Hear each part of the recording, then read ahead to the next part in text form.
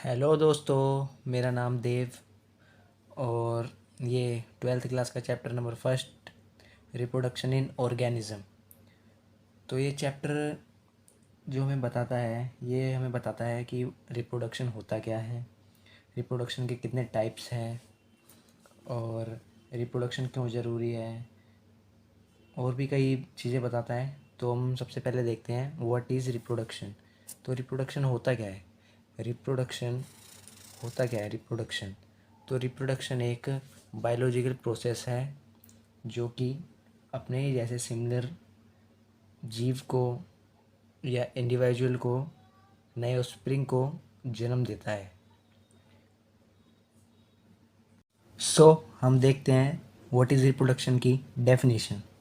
तो इसकी डेफिनेशन है reproduction is the biological process in which individual give rise to an offspring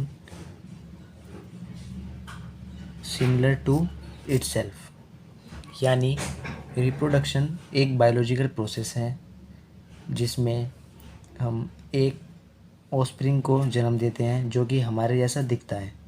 इसी को हम रिप्रोडक्शन कह सकते हैं।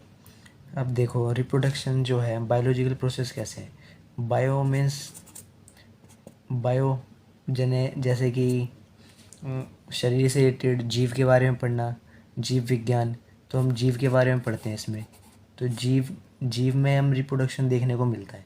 तो ये रिप्रोडक्शन जो है दो जीव के बीच में होता है, मेल और एक फीमेल। और ये दो तरीके के होते हैं, एक सेक्सुअल और एक असेक्सुअल। ये हम बाद में डिस्कस करेंगे। तो हम ये देखते हैं। तो ये एक बायोलॉजिकल प्रोसेस है जिसमें हम अपने जैसे सिमिलर ऑस्प्रिंग यानी एक बच्चा या चिल्ड्रन कह सकते हैं हम, ऐसे जैसे जीव को जन्म देता है। अब हमने ये तो देख लिया कि व्हाट इज़ रिप्रोडक्शन। तो हम ये देखते हैं कि हमें रिप्रोडक्शन क्यों ज़रूरी है। अब रिप्रोडक्शन हमें ज़रूरी क्यों है? ताकि हम अपनी पीढ़ी को ज़िंदा रख सकें, लाइफ को कंटिन्यू कर सकें। तो यही इसकी डेफिनेशन है कि reproduction is the process in living organism. ये जो रिप्रोडक्शन है ये प्रोसेस है लिविंग ऑर्गेनिज्म का। यानी ये जो रिप्रोडक्शन है वो लिविंग ऑर्गेनिज्म में ही होगा और यह सुनिश्चित करता है कॉन्टिन्यूटी ऑफ लाइफ को, यानी कि लाइफ की कंटिन्यूटी को सुनिश्चित करता है, यानी उसकी लगातार पीढ़ी दर पीढ़ी सुनिश्चित रहेगी। ये रिप्रोडक्शन से ही हमारी पीढ़ी दर पीढ़ी जिंदा रह पाती है।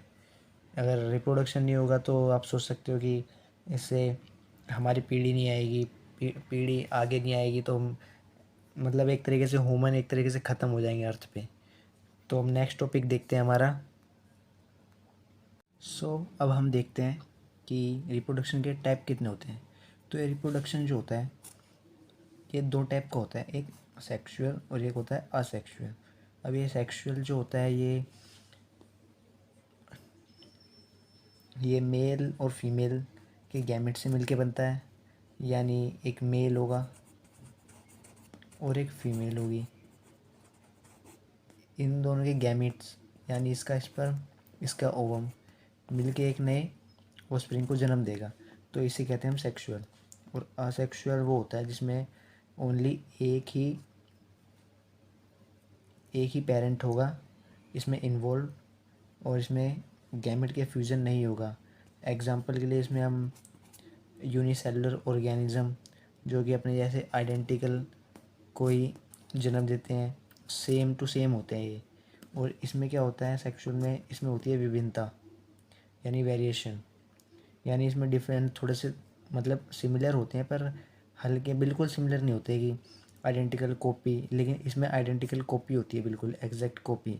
इसमें अगर कोई जीव ऐसा दिखता है तो ऐसा ही दिखेगा आगे जाके, लेकिन इसमें काफ़ी डिफरेंस आता है। तो यही है हमारा टाइप्स ऑफ रिप्रोडक्शन। तो नेक्स्ट टॉपिक देखते हैं अब हम। This is the topic life span. तो लाइफ स्पैन होता क्या है? Period from birth till natural death. यानी एक पीरियड होता है, यानी जो कि एक नेचुरल डेथ पे ख़त्म होती है। यानी एक बच्चा पैदा हुआ, वो छोटा है, आगे जाके बड़ा हुआ, आगे जाके उसकी डेथ हो गई। तो ये एक तरीके एक साइकिल होती है, period from birth till natural death.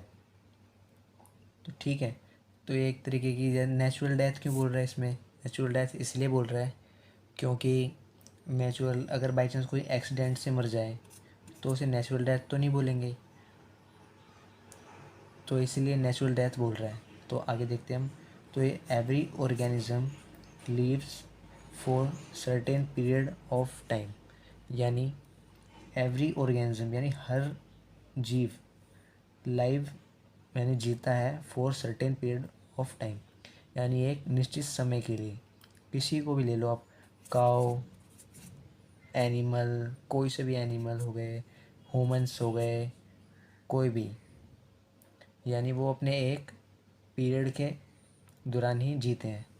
अब नेक्स्ट देखते हैं, what ever be the life span, जबकि लाइफ स्पैन जो है ये सुनिश्चित करता है कि हर ऑर्गेनिज्म की डेथ होगी, यानी वट एवर, जबकि बी यानी होगी, लाइफ स्पैन यानी अवधि, जीवन की अवधि, death of every organism, death होगी हर ऑर्गेनिज्म की, इज सर्टेनिटी निश्चित, यानी ये निश्चित है, एक्सेप्ट सिवाय, living organism, no living organism immortal except single celled organism, यानी इसमें आते हैं हमारे यूनिसेलुलर हो गए, ये सिंगल सेल्ड ऑर्गेनिज्म भी कहते हैं, उनके अलावा सबकी डेथ होगी, ये सुनिश्चित है।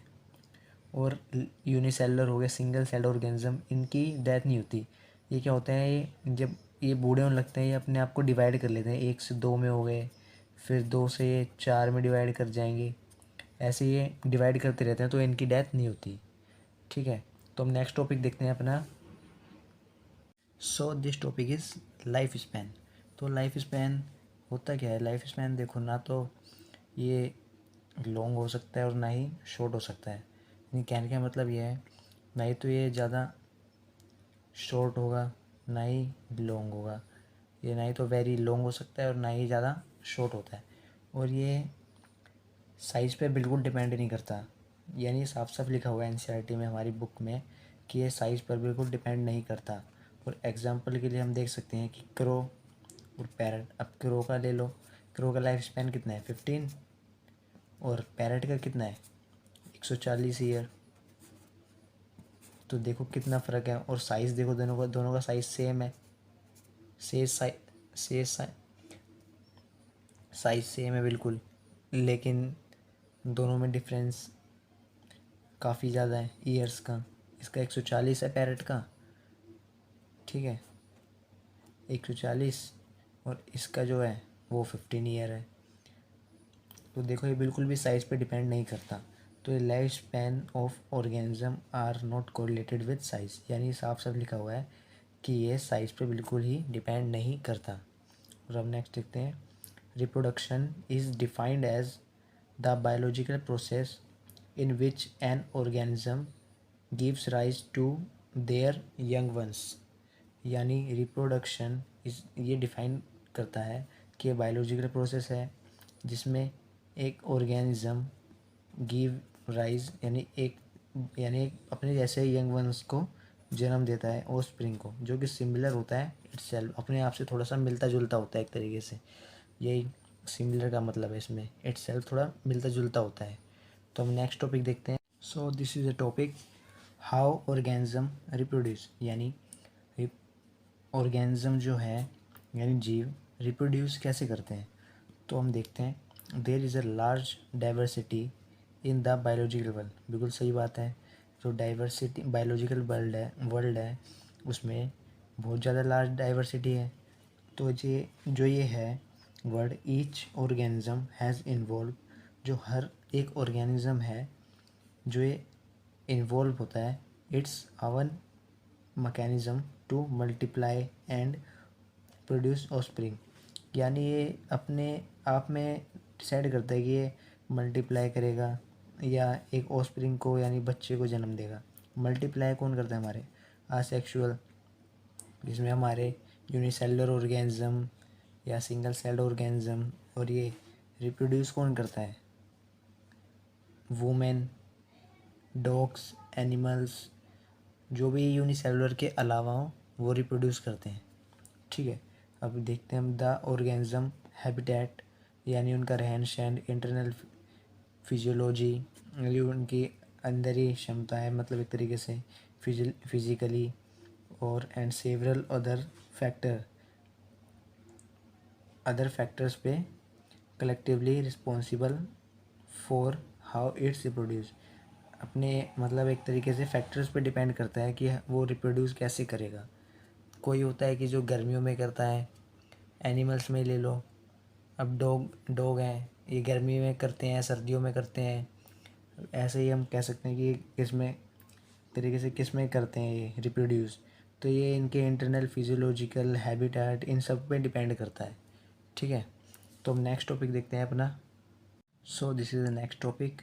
अब इसमें एक बार हम देख लेते हैं कि ये सेक्सुअल रिप्रोडक्शन और असेक्सुअल रिप्रोडक्शन में अंतर क्या है एक तरीके से। अब सेक्सुअल रिप्रोडक्शन देख रहे हैं। When two parents opposite sex participate in reproductive process, यानी इसमें दो पेरेंट्स होंगे अपोजिट सेक्स में, इसमें हम ये पार्टिसिपेट करेंगे रिप्रोडक्टिव प्रोसेस। ठीक है, एंड आल्सो इन्वॉल्व, इसमें हमेशा फ्यूज़न होगा मेल एंड फीमेल गैमेट्स का, यानी मेल में हमारे हो गए स्पर्म और फीमेल में हो गया हमारे ओवम। तो इन दोनों का फ्यूज़न होगा जिससे हमारा जाइगोट बनता है जेड। ठीक है, तो इट्स कॉल्ड सेक्सुअल रिप्रोडक्शन। तो इसी को हम सेक्सुअल रिप्रोडक्शन कहते हैं। अब एक बार असेक्सुअल देख लेते हैं। ये असेक्सुअल रिप्रोडक्शन होता क्या है कि इन दिस मेथड, इस मेथड में अ सिंगल इंडिविजुअल, यानी एक ही होगा सिंगल पेरेंट्स, ठीक है, is capable of reproducing offspring, यानी इसमें एक सिंगल पेरेंट इन्वॉल्व और कैपेबल होगा एक नए ऑफस्प्रिंग को जन्म देने के लिए। एज रिजल्ट, और जो इससे रिजल्ट आएगा, द ऑफस्प्रिंग, ये ऑफस्प्रिंग होगा that are produce are not identical, यानी ये जो है बिल्कुल ये आइडेंटिकल नहीं होगा, बल्कि एग्जैक्ट कॉपी होगा अपने पेरेंट्स से। ठीक है, इसमें हमारा ये जो है आइडेंटिकल नहीं होगा, ये एग्जैक्ट कॉपी बनेगा, बिल्कुल सेम एग्जैक्ट कॉपी। तो ये अंतर है इसमें। इसमें क्या होता है कि दो पेरेंट्स इन्वॉल्व होते हैं, अपोजिट सेक्स होता है, इसमें मेल और फीमेल गैमेट्स का फ्यूज़न होता है। और अब असेक्सुअल में देख लेते हैं हम, इसमें हमारे एक पेरेंट्स इन्वॉल्व होता है, गैमेट का फ्यूज़न इसमें नहीं होता, और इसमें एग्जैक्ट कॉपी निकलती है रिजल्ट। तो हम अपना नेक्स्ट टॉपिक देखते हैं। तो ये हमारे पिछले टॉपिक में ये थोड़े से कुछ टर्म्स से रह गए थे एक तरीके से, तो अभी इन्हें देख लेते हैं एक बार। The term clone is use to describe such morphologically and genetically similar individual, यानी ये असेक्सुअल के लिए है, असेक्सुअल के लिए। ठीक है, असेक्सुअल के लिए। तो इसमें देख लेते हैं एक बार। The term clone is use to describe such morphologically and genetically similar individual, यानी ये बिल्कुल जेनेटिकली और मॉर्फोलॉजिकली सिमिलर होते हैं, बिल्कुल इनमें कोई अलग नहीं होता। Asexual reproduction is common among single celled organism and in plants and animals with relative simple organization, यानी इसमें जो होता है ये असेक्सुअल रिप्रोडक्शन ये कॉमन है सिंगल सेल ऑर्गेनिज्म में, और ये इन प्लांट्स एनिमल विद एक साथ सिंपल ऑर्गेनाइजेशन करता है। ठीक है, तो अब देखते हैं इन protists and monera the organism और the parent cell divide into two give rise to new individual, यानी ये एक से दो होते हैं, दो से चार, ऐसे एक तरीके से ग्रो करते हैं, मल्टीप्लाई में ग्रो करते हैं। थस इस प्रकार in this organisms cell division is itself a mode of reproduction is asexual reproduction। और इस प्रकार के मोड को एक तरीके से हम असेक्सुअल रिप्रोडक्शन कहते हैं। तो नेक्स्ट टॉपिक हमारा है कि ये कितने तरीके के होते हैं, इनके टाइप्स कितने होते हैं रिप्रोडक्शन के। असेक्सुअल रिप्रोडक्शन के टाइप्स होते हैं जैसे कि बाइनरी फ्यूजन, ये बडिंग, ज़ूस्पोर्स। तो इसको हम देखते हैं एक बार। तो हम देख लेते हैं कि ये टाइप्स ऑफ असेक्सुअल रिप्रोडक्शन, यहाँ पर मैंने 3 ही लिखे हैं, इसके 2 और हैं, वो आगे देखते हैं हम। तो ये पहला है हमारा बडिंग। एग्जाम्पल है हमारा यीस्ट और हाइड्रा।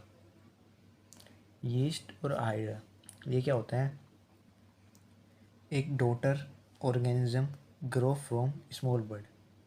ठीक है, सिंपल है, ये राइस का स्ट्रक्चर।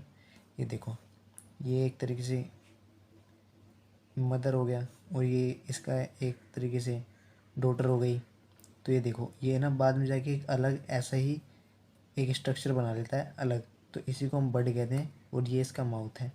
तो इसमें ये लिखा हुआ है यीस्ट और हाइड्रा इसका एग्जाम्पल है, जो कि daughter organism grow from small bird, यानी ये इस बर्ड से ऐसे बर्ड में ग्रो करते हैं आगे। ठीक है, नेक्स्ट है हमारा बाइनरी फ्यूज़न। बाइनरी फ्यूज़न क्या है, ये हमारा एग्जांपल इसमें अमीबा। इसमें क्या होता है, एक पेरेंट बॉडी होती है, ठीक है, जो कि डिवाइड करती है इनटू 2 हाफ्स, यानी 2 भाग में डिवाइड कर जाती है। और नेक्स्ट है हमारा ज़ूस्पोर्स। एग्जांपल चलामाइडोनस। ठीक है, और ये माइक्रोस्कोपिक होता है और मोटाइल स्ट्रक्चर होता है। माइक्रोस्कोपिक मतलब एक छोटा स्ट्रक्चर होता है जिसे हम देखने के लिए हमें माइक्रोस्कोप की ज़रूरत पड़ सकती है। और ये मोटाइल स्ट्रक्चर होता है। मोटाइल यानी जो मूवेबल हो, ठीक है, जो मूव कर सके, ऐसा इसका स्ट्रक्चर होता है। और ये देखो ऐसा कुछ दिखाई पड़ता है, ये इसके थैलीसी में पैक हैं और ये बाहर इस तरीके से मूव करते हुए निकल रहे हैं बाहर। ठीक है, ये है हमारे नेक्स्ट असेक्सुअल रिप्रोडक्शन जिनसे होता है। ये है एग्जांपल हमारा पेनिसिलियम, जो कि नॉन मोटाइल होते हैं, जो कि मूव नहीं कर सकते। ठीक है, और एक्सोजीनस स्पोर्स इन चेन, यानी इसमें जो चेन की तरीके से होते हैं, ये इसका स्ट्रक्चर है। ये एक चेन की तरीके से होते हैं, यानी ये ऐसे लपटे लपटे से, तो ये चेन की तरह होते हैं। नेक्स्ट देखते हैं हम गैम्यूल्स। एग्जांपल है स्पंजिस, ये इसका डायग्राम है।